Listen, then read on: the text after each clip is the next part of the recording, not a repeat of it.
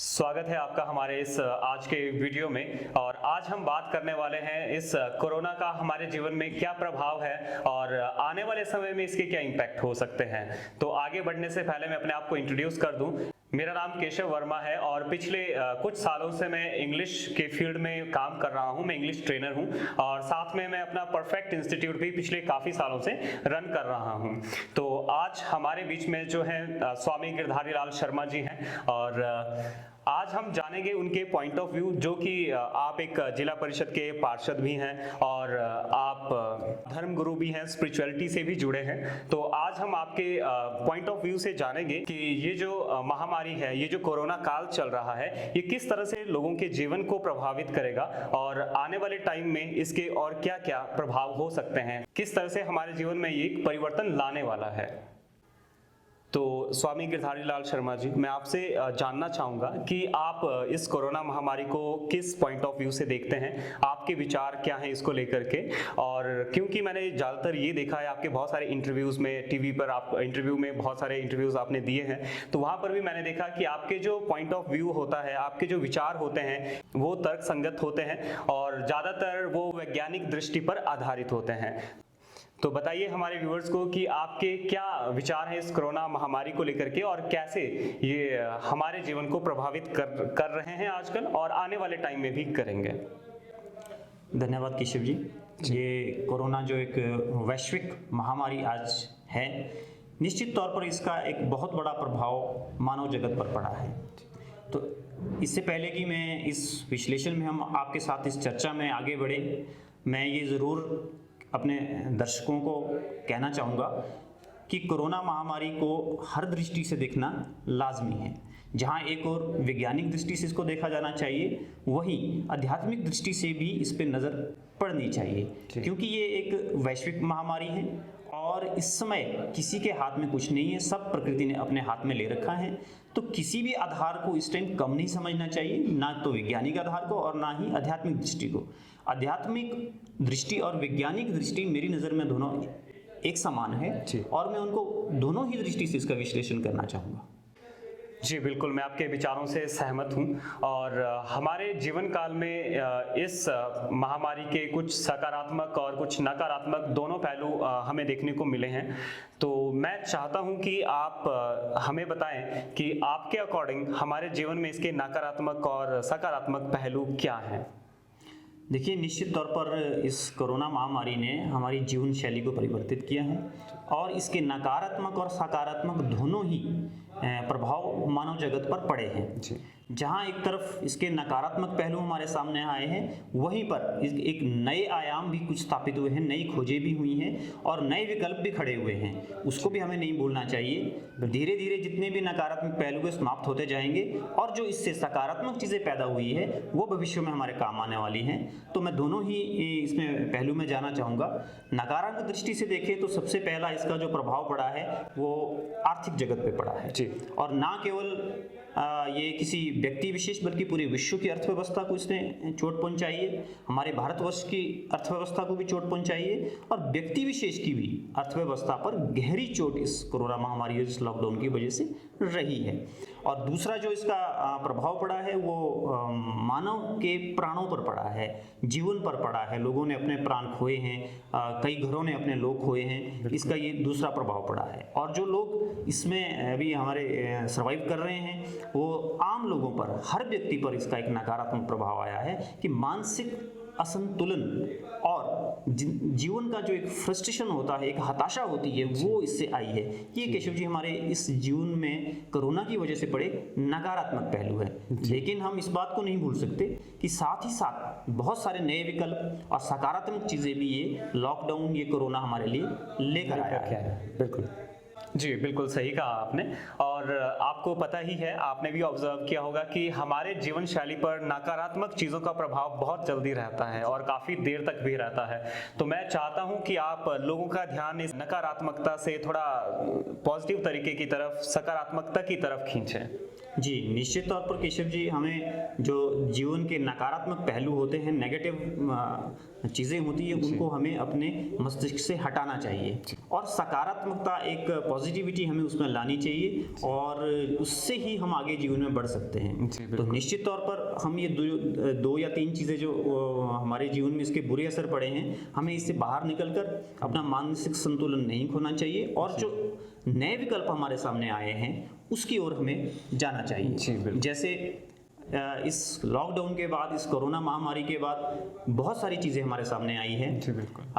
हमें ये कभी नहीं भूलना चाहिए कि इस लॉकडाउन के बाद ही हमारे सामने जो नए विकल्प खड़े हुए हैं, हमें सब लोगों को उस पर काम करना चाहिए। उदाहरण के लिए मैं कहना चाहूँगा कि इसी लॉकडाउन ने हमें बहुत कुछ सिखाया है और हमको अंदर से प्योर किया है। जी।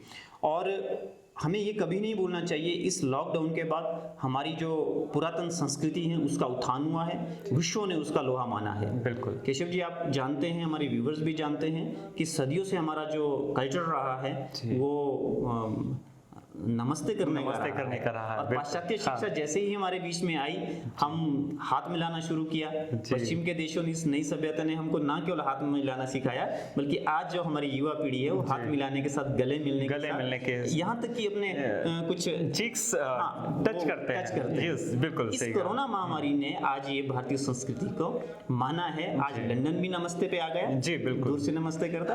आज वॉशिंगटन भी नमस्ते पे आ गया और भारतीय संस्कृति का उत्थान इस तरह से हुआ है। भारतीय संस्कृति का लोहा आज पूरा विश्व मान रहा है। तो बिल्कुल ये भारत के लिए एक सकारात्मक प्रभाव हुआ है। जी। दूसरा मैं इसमें और ऐड करना चाहूँगा कि ये हमारी संस्कृति के उत्थान के साथ साथ हमारा आयुर्वेद उठा है।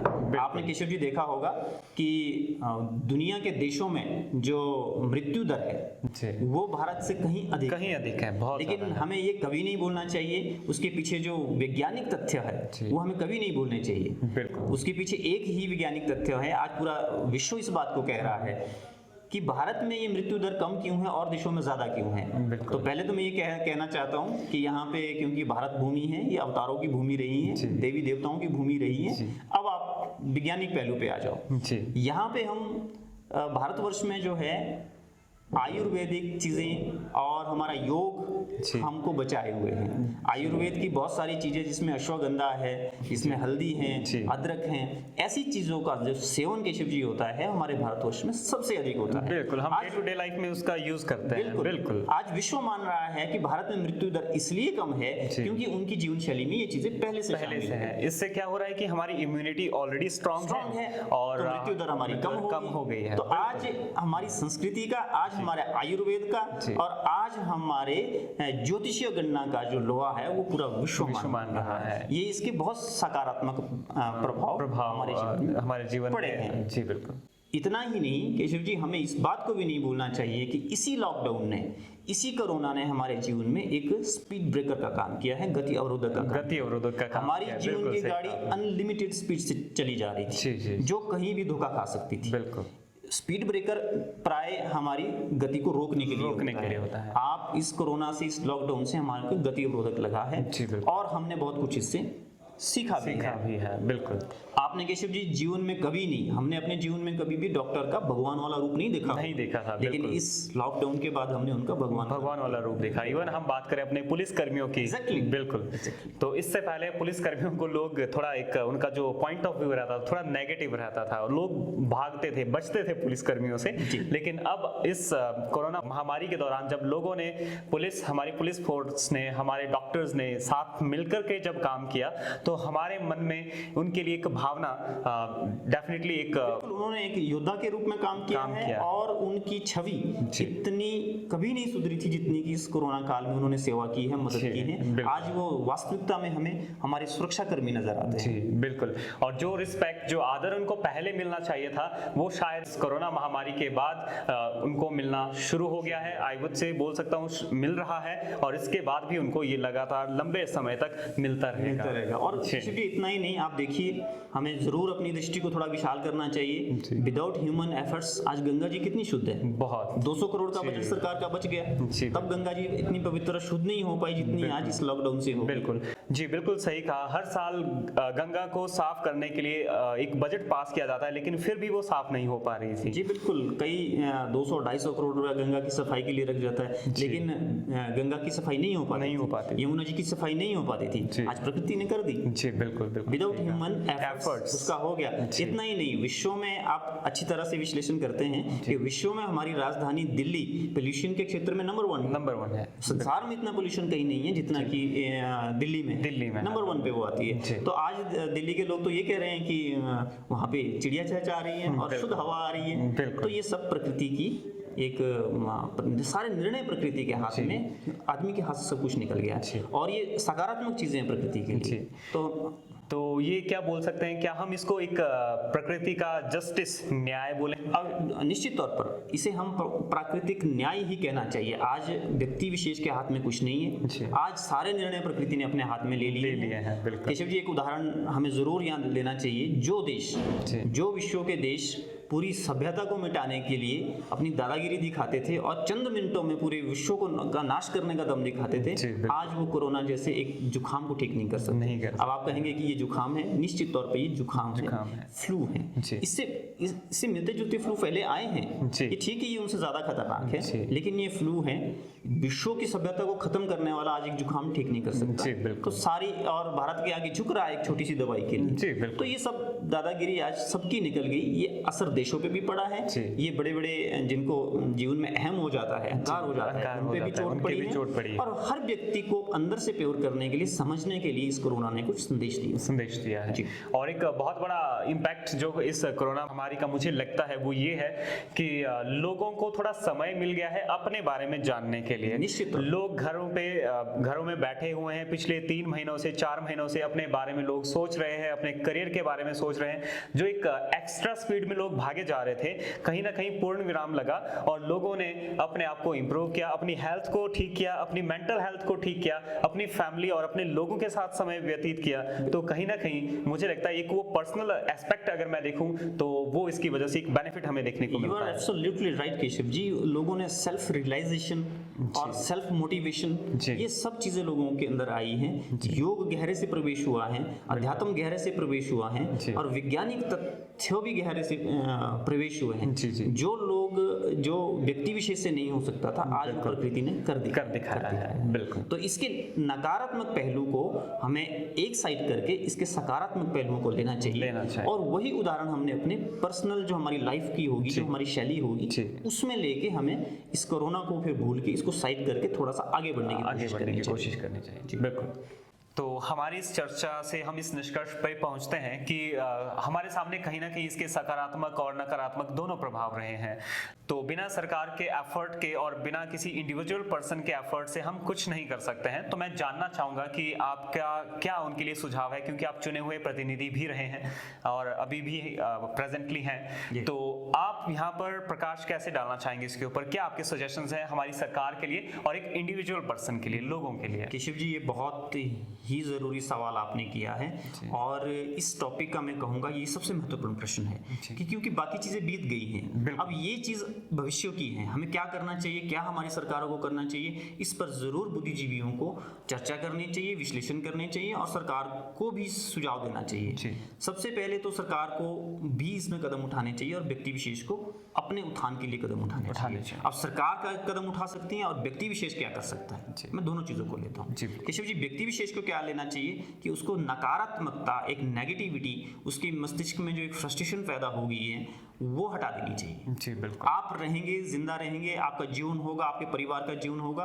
तो आप जीरो से भी स्टार्ट कर सकते हैं। लेकिन अगर आप हताश हो गए, निराश हो गए, सुसाइड जैसे केस बढ़ते जा रहे हैं, वैसे उस स्थिति में आ गए, तो जब कोरोना नहीं रहेगा तो आप कुछ करने लायक नहीं रहेंगे। हम चाहते हैं कि तब तक आप सेफ रहे जब तक कि कोरोना चला नहीं जाता, और निश्चित तौर पर ये जाएगा। बिल्कुल।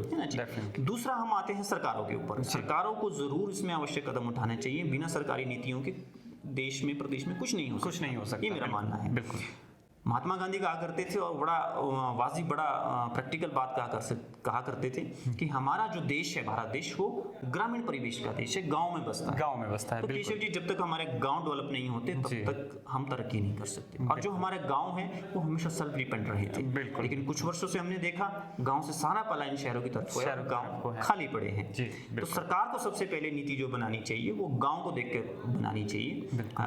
गांव में 3 चीजों पर मैं मुख्य यहाँ पर बात करना चाहूंगा। जी, तो मैं जानना चाहूंगा कि वो कौन कौन सी 3 चीजें हैं। बिल्कुल, वो कृषि, बागवानी और हमारा जो एग्रीकल्चर, ये चीजें ग्रामीण परिवेश की मुख्य पिलर्स हैं। इसके ऊपर ही हमारा ग्रामीण परिवेश खड़ा हो सकता है। सरकार की जितनी भी नीतियां हो, इन 3 चीजों पर फोकस करनी चाहिए। उससे क्या होगा, गांव स्वावलंबन की ओर जाएंगे, वो सेल्फ डिपेंड होंगे, उनको शहर की तरफ नहीं निकलना पड़ेगा, और जो शहर की इकोनॉमी बचती है वो शहर के थोड़े लोगों में डिवाइड हो जाएगी। अधिकतर लोग गांव में अपना गुजारा करेंगे। जैसे कि अब सरकार ने इसमें प्रयास करना शुरू कर दिया है, क्योंकि आवश्यकता जो होती है आविष्कार की जन नहीं होती है। इसको उन्होंने मजबूर कर दिया सरकारों को ऐसा करने के लिए। तो स्वावलंबन का, आत्मनिर्भरता का नारा देश में लग चुका है। तो हमारी सरकारों को ज्यादा से ज्यादा पॉलिसी जो बनानी चाहिए वो गाँव को लेकर बनानी चाहिए। और कृषि, बागवानी और पशुपालन, ये तीनों चीज से जुड़ी हुई है। मैं बहुत शॉर्ट में कहना चाहता हूं, बड़े संक्षेप में, कि पशु व्यक्ति जब पालता है तो दूध, घी, मक्खन, चारा और खेत में कृषि के लिए खाद तक उनसे प्राप्त होती है। और वही उसी से हमारा एग्रीकल्चर डेवलप होता है, और एग्रीकल्चर के साथ हमारा हॉर्टिकल्चर डेवलप होता है। फिर मार्केट की पॉलिसी आगे आती है, वो सरकार को उस पर ध्यान देना चाहिए। हम बहुत बड़ी अर्थव्यवस्था का हिस्सा है हिमाचल। वैसे भी हिमाचल की अगर मैं बात करूं, सेब उत्पादन यहाँ होता है, सब्जी का उत्पादन यहाँ होता है, फलों में, हॉर्टिकल्चर में बड़ा काम करते हैं। तो ये सरकार को जहाँ एक और ध्यान रखना चाहिए, वही व्यक्ति विशेष को अपने नेगेटिव एक्साइड को भूल जाना चाहिए और पॉजिटिविटी के साथ, नई ऊर्जा के साथ उनको आगे इसमें बढ़ना चाहिए। और ये हुआ है केशव जी, आज की डेट में हम देखते हैं तो हमारे गांव अब हरे भरे दिखने लगे। बिल्कुल, डेफिनेटली एक सकारात्मक प्रभाव पड़ा है। इवन सिर्फ गांव नहीं, मैं कहना चाहूंगा शहर हमारे हरे भरे और नीट एंड क्लीन दिखना शुरू हो चुके हैं। और इससे क्या होगा, जो हमारी एक जो ज्यादातर जनसंख्या है गांव के लोग हैं, जो शहर की तरफ पलायन कर रहे थे। और दूसरी बड़ी बात ये भी है कि शहरों में हमें जो हमारे नेचुरल रिसोर्सेज है उसकी कमी कहीं ना कहीं महसूस हो रही है। जैसे कि अगर हम बात करें, बहुत ज्यादा पॉल्यूशन हो रहा है, हवा पॉल्यूटेड हो रही है, तो उस चीज में कहीं ना कहीं इंप्रूवमेंट होगी। जो हमारे नेचुरल रिसोर्सेज, जैसे कि पानी की बात करूं, जिसकी कमी हमेशा हो जाया करती है शहरों में, तो वो कहीं ना कहीं जब थोड़े लोग होंगे, उन लोगों में वो चीज डिवाइड होगी, तो कहीं ना कहीं हम बोल सकते हैं एक जीवन बेहतर तरीके से इंप्रूव होगा। आपने ये बहुत अच्छी बात कही है। हमारा शिमला शहर की हम बात कर रहे हैं, तो शिमला शहर क्योंकि हिमाचल प्रदेश की राजधानी है, जितने लोगों के लिए बसाया गया था शिमला शहर, उतने लोग आपके एक छोटे से वार्ड में इकट्ठे हो गए। लेकिन जो आपकी कैपेसिटी वो उतनी है, वो नहीं बढ़ रही है। तो उसमें भी बड़ा समाधान होगा। जहां हमारे गांव आबाद होंगे, वहां हमारे शहर भी एक सही मैनेजमेंट में आएंगे। इस पर सरकार को कदम उठाने चाहिए। और ये विकल्प केशव जी आज की डेट में पैदा हो चुके हैं। आज हमारे को टेक्नोलॉजी के क्षेत्र में भी इस कोरोना ने आगे बढ़ाया। आज जितने भी आपके कोर्ट में केसेस लग रहे हैं, वो ऑनलाइन हो रहे हैं। आपके जज साहब ऑनलाइन ही आपके केसों की जजमेंट कर रहे हैं, केस ऑनलाइन फाइल हो रहे हैं, वर्चुअल रैलीज हो रही हैं। और अभी चंद दिनों पहले ही आप चर्चा कर रहे थे कि एजुकेशन के क्षेत्र, आप बहुत शिक्षा के क्षेत्र में हैं खुद भी, तो एजुकेशन देखिए आपने ही कितनी डेवलप कर दी। बिल्कुल, बहुत सारी जो हमारी क्लासेस चलती हैं वो आजकल ऑनलाइन चल रही है, लाइव क्लासेस हम लेते हैं। स्टूडेंट्स को देखिए, इससे बहुत सारी चीजें इंप्रूव हुई है। एक तो उनका टाइम सेव हो रहा है, उनको डेली ट्रैवल नहीं करना पड़ता है। दूसरा, हमारी रीच वर्ल्ड वाइड हो चुकी है कि एक छात्र जो है देश के किसी भी कोने से यहाँ पर हमारे पास आकर के पढ़ सकता है, हमारी इस एजुकेशन को ले सकता है। और इसके अलावा एक और चीज हुई है, वो ये कि जब हम ऑनलाइन एजुकेशन की बात करते हैं तो वहां पर वो इजीली एक्सेसिबल है। आपके सिर्फ फोन के एक क्लिक पर वो ट्रेनर जिनसे आप पढ़ना चाहते थे, एजुकेशन लेना चाहते थे, वो आपके सामने होते हैं, आप उनसे सीख सकते हैं। तो एक एजुकेशन के फील्ड में भी एक काफी बड़ा बदलाव आया है। एक्चुअली टेक्नोलॉजी का अगर सही उपयोग आज हुआ है तो कोरोना के बाद हुआ है। उससे पहले इसका सही उपयोग नहीं हो रहा था, चीजों में ज्यादा इसका प्रयोग हो रहा था, लेकिन आज सही चीजों में इसका प्रयोग कहीं ना कहीं संभावना थी कि ये टेक्नोलॉजी आने वाले 5 से 7 सालों में डेवलप होने वाली है, लेकिन इस कोरोना की वजह से, इस लॉकडाउन की वजह से, ये क्षमा करना मैंने आपको रोक दिया। लेकिन मैं एक बात कहना चाहता हूँ कि प्रकृति कभी अन्याय नहीं करती, अन्याय हम लोग करते हैं। प्रकृति हमेशा बैलेंस बनाती है। अगर प्रकृति ने आज हमसे कुछ छीना है तो हमको दिया भी बड़ा कुछ है। बिल्कुल, ये टेक्नोलॉजी उस समय तैयार हुई लेकिन काम आ जा रही है। बिल्कुल, है ना जी। तो हमें प्रकृति के बंधे बनाए नियमों से उल्लंघन कभी नहीं करना चाहिए। इसका हमारे व्यक्तिगत जीवन के लिए यही संदेश मिलता है। बिल्कुल। तो मैं कह सकता हूं कि आप इशारा कर रहे हैं कहीं ना कहीं सस्टेनेबल डेवलपमेंट, जो सतत विकास है, उसकी तरफ आपका इशारा कहीं ना कहीं है। जी, तो हमारी इस चर्चा से हमें ये पता चलता है, हम कुछ एक दो नेगेटिव चीज़ों को छोड़ दें तो हमारे साथ बहुत सारे हमारे आर्थिक, सामाजिक, न्यायिक, इवन एजुकेशन सेक्टर की हम बात करें तो बहुत सारे नए आयाम हमारे सामने खुल रहे हैं और आने वाले टाइम में खुलने वाले हैं। तो हमारी इस चर्चा में और भी बहुत सारे हमने पहलुओं पर बातचीत की, तो इसका मैं बोल सकता हूं कि बाद में हमारे पास एक निचोड़ निकल करके आता है, वो ये कि हमें कुछ एक नेगेटिव चीज़ों को छोड़ करके हम इसके सकारात्मक पहलुओं को पकड़े, नई अपॉर्चुनिटीज़ को पकड़े और इसको आधार मान करके हम अपनी लाइफ में आगे बढ़ें, तरक्की करें। और मैं अंत में चाहूँगा कि स्वामी गिरधारी लाल शर्मा जी, आप हमारे व्यूअर्स के लिए 2 लाइनें जो कहना चाहेंगे। देखिए केशव जी, आज का जो हमारी ये चर्चा रही है कोरोना को लेकर, निश्चित तौर पर एक हमने बड़ी शुद्धता से इसका विश्लेषण करने की कोशिश की है। हाँ, ये ठीक है कि अगर हम हर एक विषय के गहराई में जाएंगे तो चर्चा लंबी हो सकती है, लेकिन उन विषयों को हम अलग से ले सकते हैं। मैं अंत में यही कहना चाहूँगा कि जो विपत्ति काल होता है उसी में ही व्यक्ति के धैर्य की परीक्षा होती है, ऐसा हमारा शास्त्र कहते हैं। और ऐसा ही हमारा मनोविज्ञान भी कहता है, ऐसा ही हमारा विज्ञान भी कहता है कि हमें ऐसी स्थिति में खुद को स्ट्रांग बनाना है, क्योंकि ये परिस्थितियां एक नहीं रहती, हर शिखर के बाद एक ढलान भी आती है।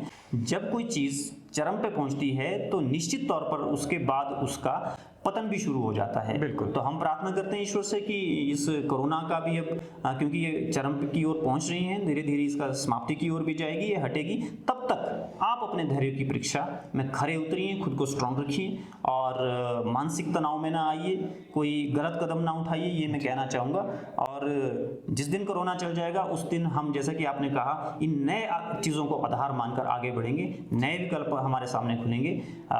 हमारे विचारों को आपने इतने प्रेम प्यार से सुना, इसके लिए हम अनुग्रहित हैं। आपके भीतर विराजमान आत्मा को, परमात्मा को हमारा नमन आप स्वीकार करें।